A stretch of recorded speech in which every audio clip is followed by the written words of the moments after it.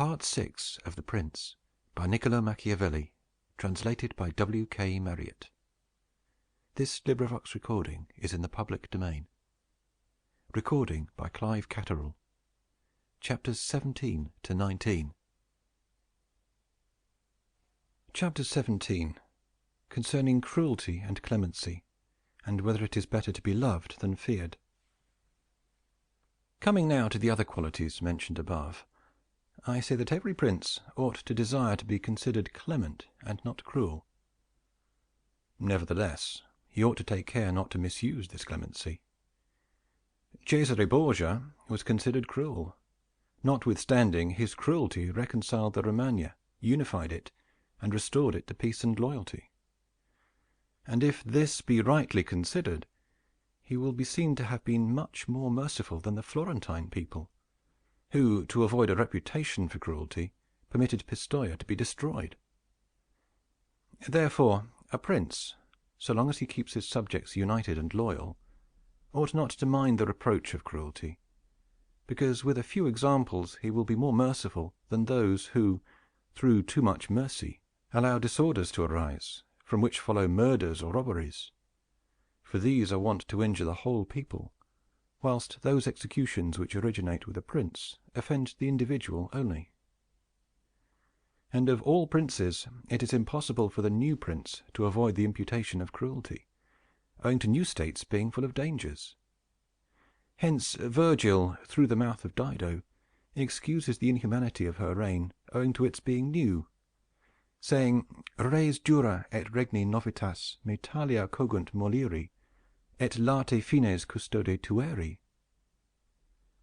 Nevertheless, he ought to be slow to believe and to act, nor should he himself show fear, but proceed in a temperate manner, with prudence and humanity, so that too much confidence may not make him incautious, and too much distrust render him intolerable. Upon this, a question arises, whether it is better to be loved than feared, or feared than loved. It may be answered that one should wish to be both, but because it is difficult to unite them in one person, it is much safer to be feared than loved, when of the two either must be dispensed with. Because this is to be asserted in general of men, that they are ungrateful, fickle, false, cowardly, covetous, and as long as you succeed, they are yours entirely. They will offer you their blood, property, life, and children, as is said above, when the need is far distant. But when it approaches, they turn against you. And that prince who, relying entirely on their promises, has neglected other precautions, is ruined, because friendships that are obtained by payments, and not by greatness or nobility of mind, may indeed be earned, but they are not secured, and in time of need cannot be relied upon. And men have less scruple in offending one who is beloved than one who is feared. For love is preserved by the link of obligation, which, owing to the baseness of men, is broken at every opportunity for their advantage. But fear preserves you by a dread of punishment, which never fails. Nevertheless, a prince ought to inspire fear in such a way that if he does not win love, he avoids hatred, because he can endure very well being feared whilst he is not hated, which will always be as long as he abstains from the property of his citizens and subjects, and from their women. But when it is necessary for him to proceed against the life of someone, he must do it on proper justification and for manifest cause, but above all things he must keep his hands off the property of others, because men more quickly forget the death of their father than the loss of their patrimony. Besides, pretexts for taking away the property are never wanting, for he who has once begun to live by robbery will always find pretext for seizing what belongs to others. But reasons for taking life, on the contrary, are more difficult to find, and soon elapse. But when a prince is with his army, and has under control a multitude of soldiers, then it is quite necessary for him to disregard the reputation for cruelty, for without it he would never hold his army united or disposed to its duties. Among the wonderful deeds of Hannibal, this one is enumerated, that having led an enormous army, composed of many various races of men, to fight in foreign lands, no dissensions arose either among them or against the prince, whether in his bad or his good fortune. This arose from nothing else than his inhuman cruelty, which, with his boundless valor, made him revered and terrible in the sight of his soldiers. But without that cruelty, his other virtues were not sufficient to produce this effect. And short-sighted writers admire his deeds from one point of view, and from another condemn the principal cause of them. That it is true his other virtues would not have been sufficient for him may be proved by the case of Scipio, that most excellent man, not only of his own times, but within the memory of man, against whom, nevertheless, his army rebelled in Spain. This arose from nothing but his too great forbearance, which gave his soldiers more license than is consistent with military discipline. For this he was upbraided in the Senate by Fabius Maximus, and called the corrupter of the Roman soldiery. The Locrians were laid waste by a legate of Scipio, yet they were not avenged by him, nor was the insolence of the legate punished, owing entirely to his easy nature; insomuch that someone in the Senate, wishing to excuse him, said there were many men who knew much better how not to err than to correct the errors of others. This disposition, if he had been continued in the command, would have destroyed in time the fame and glory of Scipio; but he being under the control of the Senate, this injurious characteristic not only concealed itself, but contributed to his glory. Returning to the question of being feared or loved, I come to the conclusion that men loving according to their own will, and fearing according to that of the prince, a wise prince should establish himself on that which is in his own control, and not in that of others. He must endeavor only to avoid hatred, as is noted. Chapter 18. Concerning the way in which princes should keep faith. Everyone admits how praiseworthy it is in a prince to keep faith, and to live with integrity and not with craft. Nevertheless, our experience has been that those princes who have done great things have held good faith of little account, and have known how to circumvent the intellect of men by craft, and in the end have overcome those who have relied on their word. You must know there are two ways of contesting, one by the law, the other by force. The first method is proper to men, the second to beasts. But because the first is frequently not sufficient, it is necessary to have recourse to the second. Therefore it is necessary for a prince to understand how to avail himself of the beast and the man.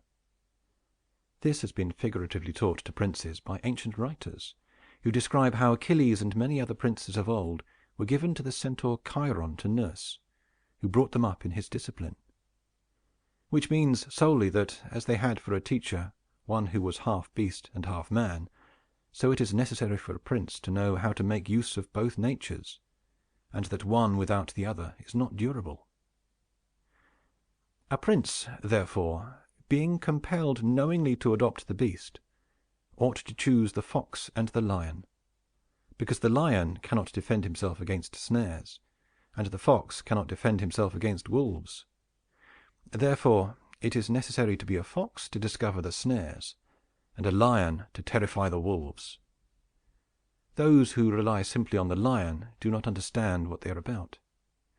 Therefore a wise lord cannot, nor ought he to, keep faith when such observance may be turned against him, and when the reasons that caused him to pledge it exist no longer. If men were entirely good, this precept would not hold. But because they are bad and will not keep faith with you, you too are not bound to observe it with them. Nor will there ever be wanting to a prince legitimate reasons to excuse this non-observance. Of this, endless modern examples could be given, showing how many treaties and engagements have been made void and of no effect through the faithlessness of princes. And he who has known best how to employ the fox has succeeded best. But it is necessary to know well how to disguise this characteristic, and to be a great pretender and dissembler. And men are so simple and so subject to present necessities that he who seeks to deceive will always find someone who will allow himself to be deceived. One recent example I cannot pass over in silence. Alexander VI did nothing else but deceive men, nor ever thought of doing otherwise, and he always found victims. For there never was a man who had greater power in asserting, or who with greater oaths would affirm a thing, yet would observe it less. Nevertheless, his deceits always succeeded according to his wishes, because he well understood this side of mankind. Therefore, it is unnecessary for a prince to have all the good qualities I have enumerated, but it is very necessary to appear to have them. And I shall dare to say this also, that to have them and always to observe them is injurious, and that to appear to have them is useful. To appear merciful, faithful, humane, religious, upright, and to be so, but with a mind so framed that should you require not to be so, you may be able and know how to change to the opposite. And you have to understand this, that a prince, especially a new one, cannot observe all those things for which men are esteemed, being often forced, in order to maintain the state, to act contrary to fidelity, friendship, humanity, and religion. Therefore it is necessary for him to have a mind ready to turn itself accordingly as the winds and variations of fortune force it, yet, as I have said above, not to diverge from the good if he can avoid doing so, but, if compelled, then to know how to set about it. For this reason a prince ought to take care that he never lets anything slip from his lips that is not replete with the above-named 5 qualities, that he may appear to him who sees and hears him altogether merciful, faithful, humane, upright, and religious. There is nothing more necessary to appear to have than this last quality, inasmuch as men judge generally more by the eye than by the hand, because it belongs to everybody to see you, to few to come in touch with you. Everyone sees what you appear to be. Few really know what you are, and those few dare not oppose themselves to the opinion of the many, who have the majesty of the state to defend them. And in the actions of all men, and especially of princes, which it is not prudent to challenge, one judges by the result. For that reason, let a prince have the credit of conquering and holding his state, the means will always be considered honest, and he will be praised by everybody, because the vulgar are always taken by what a thing seems to be and by what comes of it, and in the world there are only the vulgar, for the few find a place there only when the many have no ground to rest on. One prince of the present time, whom it is not well to name, never preaches anything else but peace and good faith, and to both he is most hostile, and either, if he had kept it, would have deprived him of reputation and kingdom many a time. Chapter 19. That one should avoid being despised and hated. Now, concerning the characteristics of which mention is made above, I have spoken of the more important ones. The others I wish to discuss briefly under this generality, that the prince must consider, as has been in part said before, how to avoid those things which will make him hated or contemptible. And as often as he shall have succeeded, he will have fulfilled his part, and he need not fear any danger in other reproaches. It makes him hated, above all things, as I have said, to be rapacious, and to be a violator of the property and women of his subjects, from both of which he must abstain. And when neither their property nor their honor is touched, the majority of men live content, and he has only to contend with the ambition of a few, whom he can curb with ease in many ways. It makes him contemptible to be considered fickle, frivolous, effeminate, mean-spirited, irresolute, from all of which a prince should guard himself as from a rock. And he should endeavor to show in his actions greatness, courage, gravity, and fortitude. And in his private dealings with his subjects, let him show that his judgments are irrevocable, and maintain himself in such reputation that no one can hope either to deceive him or to get round him. That prince is highly esteemed who conveys this impression of himself, and he who is highly esteemed is not easily conspired against. For, provided it is well known that he is an excellent man and revered by his people, he can only be attacked with difficulty. For this reason, a prince ought to have two fears, one from within, on account of his subjects, the other from without, on account of external powers. From the latter, he is defended by being well armed and having good allies. And if he is well armed, he will have good friends. And affairs will always remain quiet within when they are quiet without, unless they should have been already disturbed by conspiracy. And even should affairs outside be disturbed, if he has carried out his preparations, and has lived as I have said, as long as he does not despair, he will resist every attack, as I said Nabis the Spartan did. But concerning his subjects, when affairs outside are disturbed, he has only to fear that they will conspire secretly, from which a prince can easily secure himself, by avoiding being hated and despised, and by keeping the people satisfied with him, which is most necessary for him to accomplish, as I have said above at length. And one of the most efficacious remedies that a prince can have against conspiracies is not to be hated and despised by the people, for he who conspires against a prince always expects to please them by his removal. But when the conspirator can only look forward to offending them, he will not have the courage to take such a course, for the difficulties that confront a conspirator are infinite.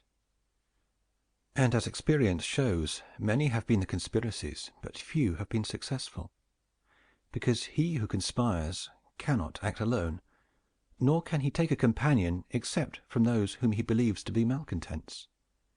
And as soon as you have opened your mind to a malcontent, you have given him the material with which to content himself.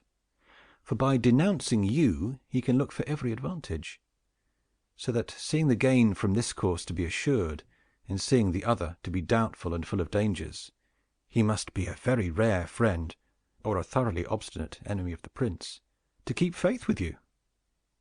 And, to reduce the matter into a small compass, I say that on the side of the conspirator there is nothing but fear, jealousy, prospect of punishment to terrify him.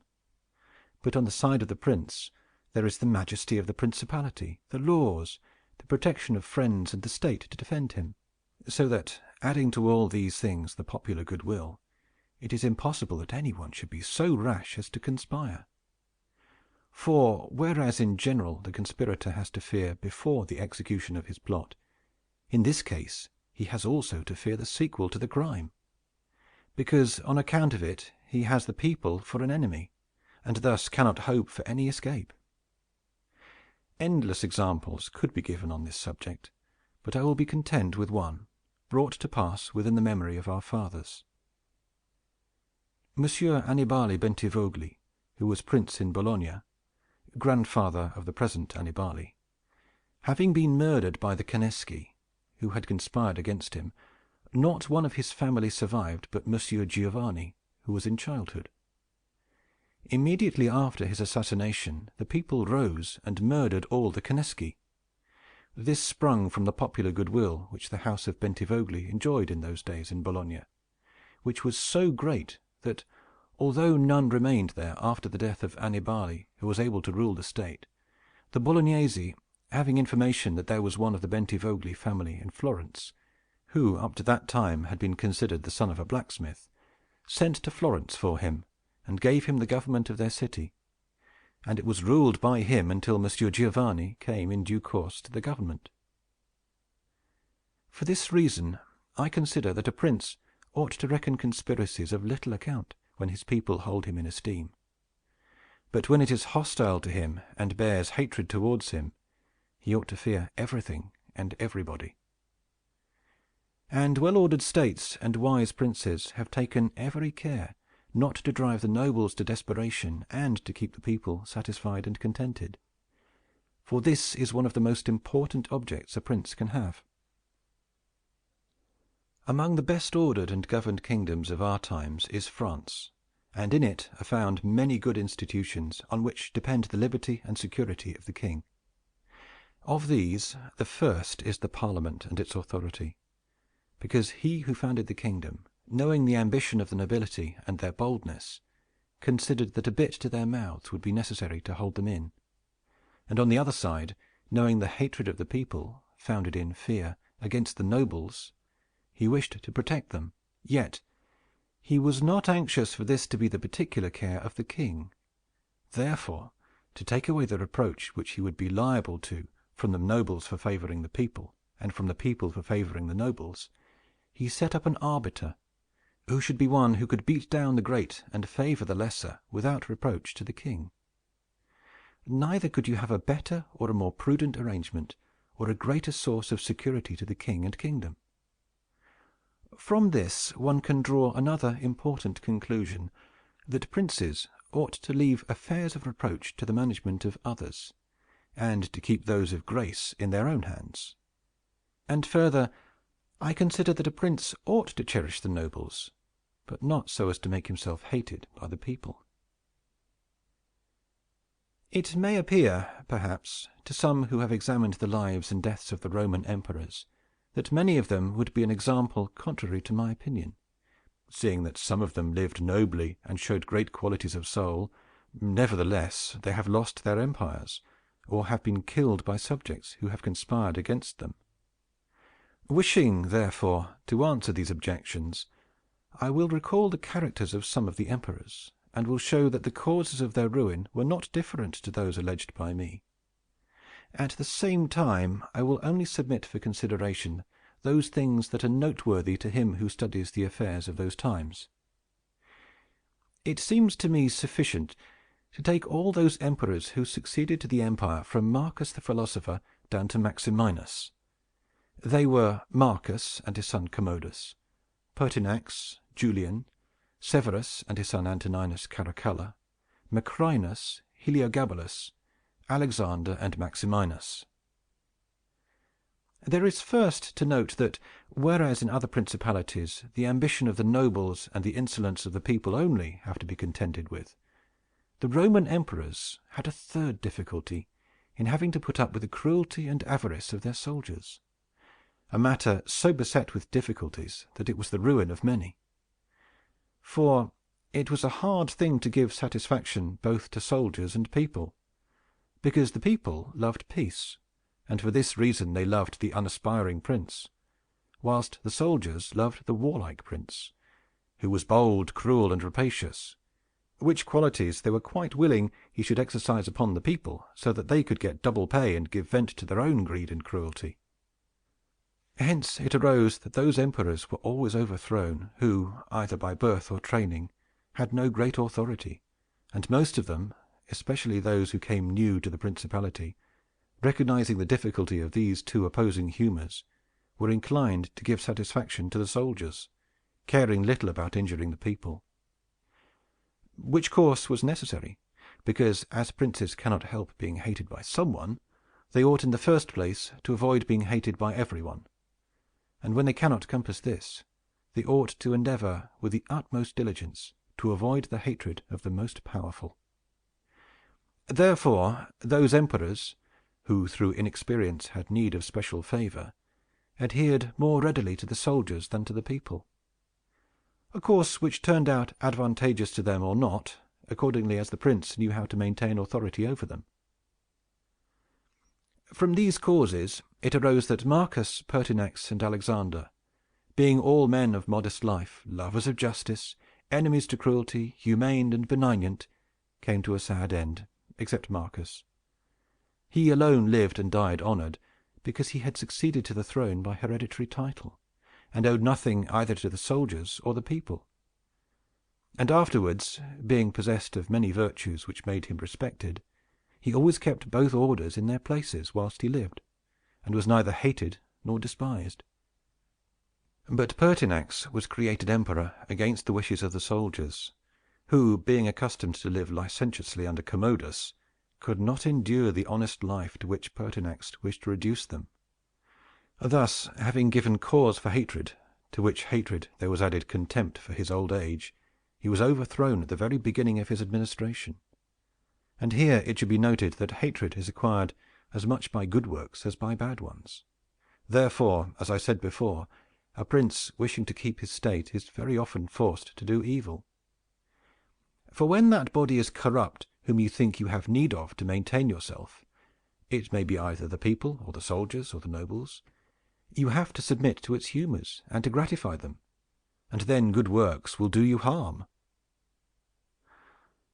But let us come to Alexander, who was a man of such great goodness that among the other praises which are recorded him is this, that in the 14 years he held the empire, no one was ever put to death by him unjudged. Nevertheless, being considered effeminate, and a man who allowed himself to be governed by his mother, he became despised. The army conspired against him and murdered him. Turning now to the opposite characters of Commodus, Severus, Antoninus, Caracalla, and Maximinus, you will find them all cruel and rapacious men, who, to satisfy their soldiers, did not hesitate to commit every kind of iniquity against the people. And all, except Severus, came to a bad end. But in Severus there was so much valor that, keeping the soldiers friendly, although the people were oppressed by him, he reigned successfully. For his valor made him so much admired in the sight of the soldiers and the people, that the latter were kept in a way astonished and awed, and the former respectful and satisfied. And because the actions of this man, as a new prince, were great, I wish to show briefly that he knew well how to counterfeit the fox and the lion, which natures, as I said above, it is necessary for a prince to imitate. Knowing the sloth of the Emperor Julian, he persuaded the army in Sclavonia, of which he was captain, that it would be right to go to Rome and avenge the death of Pertinax, who had been killed by the Praetorian soldiers. And under this pretext, without appearing to aspire to the throne, he moved the army on Rome, and reached Italy before it was known that he had started. On his arrival at Rome, the Senate, through fear, elected him emperor and killed Julian. After this, there remained for Severus, who wished to make himself master of the whole empire, two difficulties. One in Asia, where Niger, head of the Asiatic army, had caused himself to be proclaimed emperor. The other in the west, where Albinus was, who also aspired to the throne. And as he considered it dangerous to declare himself hostile to both, he decided to attack Niger and to deceive Albinus. To the latter he wrote that, being elected emperor by the Senate, he was willing to share that dignity with him, and sent him the title of Caesar, and moreover that the Senate had made Albinus his colleague, which things were accepted by Albinus as true. But after Severus had conquered and killed Niger, and settled Oriental affairs, he returned to Rome and complained to the Senate that Albinus, little recognizing the benefits that he had received from him, had by treachery sought to murder him, and for this ingratitude he was compelled to punish him. Afterwards he sought him out in France, and took from him his government and life. He who will, therefore, carefully examine the actions of this man will find him a most valiant lion and a most cunning fox. He will find him feared and respected by everyone, and not hated by the army. And it need not be wondered at that he, a new man, was able to hold the empire so well, because his supreme renown always protected him from that hatred which the people might have conceived against him for his violence. But his son Antoninus was a most eminent man, and had very excellent qualities, which made him admirable in the sight of the people and acceptable to the soldiers. For he was a warlike man, most enduring of fatigue, a despiser of all delicate food and other luxuries, which caused him to be beloved by the armies.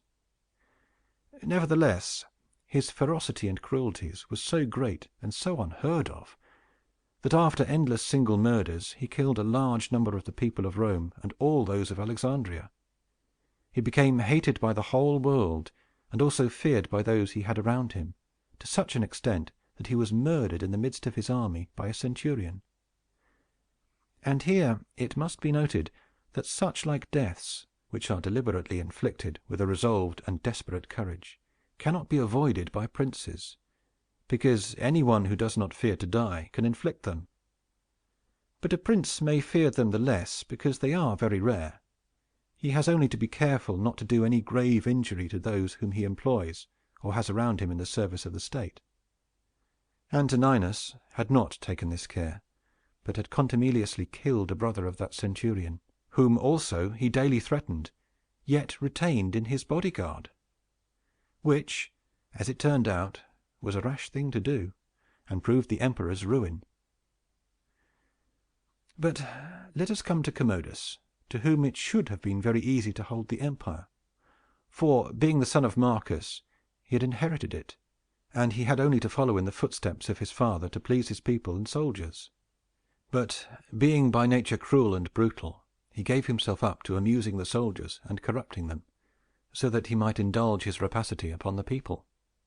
On the other hand, not maintaining his dignity, often descending to the theater to compete with the gladiators, and doing other vile things little worthy of the imperial majesty, he fell into contempt with the soldiers, and being hated by one party and despised by the other, he was conspired against and was killed. It remains to discuss the character of Maximinus. He was a very warlike man, and the armies, being disgusted with the effeminacy of Alexander, of whom I have already spoken, killed him and elected Maximinus to the throne. This he did not possess for long, for two things made him hated and despised. The one, his having kept sheep in Thrace, which brought him into contempt, it being well known to all and considered a great indignity by everyone; and the other, his having, at the accession to his dominions, deferred going to Rome and taking possession of the imperial seat. He had also gained a reputation for the utmost ferocity, by having, through his prefects in Rome and elsewhere in the empire, practiced many cruelties, so that the whole world was moved to anger at the meanness of his birth, and to fear at his barbarity. First Africa rebelled, then the Senate with all the people of Rome, and all Italy conspired against him, to which may be added his own army. This latter, besieging Aquileia and meeting with difficulties in taking it, were disgusted with his cruelties, and fearing him less when they found so many against him, murdered him. I do not wish to discuss Heliogabalus, Macrinus, or Julian, who, being thoroughly contemptible, were quickly wiped out. But I will bring this discourse to a conclusion by saying that princes in our times have this difficulty of giving inordinate satisfaction to their soldiers in a far less degree, because, notwithstanding one has to give them some indulgence, that is soon done. None of these princes have armies that are veterans in the governance and administration of provinces, as were the armies of the Roman Empire. And whereas it was then more necessary to give satisfaction to the soldiers than to the people, it is now more necessary to all princes, except the Turk and the Soldan, to satisfy the people rather than the soldiers, because the people are the more powerful. From the above I have excepted the Turk, who always keeps round him 12,000 infantry and 15,000 cavalry, on which depend the security and strength of the kingdom, and it is necessary that, putting aside every consideration for the people, he should keep them his friends. The kingdom of the Soldan is similar. Being entirely in the hands of soldiers, it follows again that, without regard to the people, he must keep them his friends. But you must note that the state of the Soldan is unlike all other principalities, for the reason that it is like the Christian pontificate, which cannot be called either an hereditary or a newly formed principality, because the sons of the old prince are not the heirs, but he who is elected to that position by those who have authority, and the sons remain only noblemen. And this being an ancient custom, it cannot be called a new principality, because there are none of those difficulties in it that are met with in new ones. For although the prince is new, the constitution of the state is old, and it is framed so as to receive him as if he were its hereditary lord. But returning to the subject of our discourse, I say that whoever will consider it will acknowledge that either hatred or contempt has been fatal to the above-named emperors, and it will be recognized also how it happened that, a number of them acting in one way and a number in another, only one in each way came to a happy end, and the rest to unhappy ones. Because it would have been useless and dangerous for Pertinax and Alexander, being new princes, to imitate Marcus, who was heir to the principality. And likewise It would have been utterly destructive to Caracalla, Commodus, and Maximinus to have imitated Severus, they not having sufficient valor to enable them to tread in his footsteps. Therefore, a prince new to the principality cannot imitate the actions of Marcus, nor, again, is it necessary to follow those of Severus. But he ought to take from Severus those parts which are necessary to found his state, and from Marcus those which are proper and glorious to keep a state that may already be stable and firm. Part 6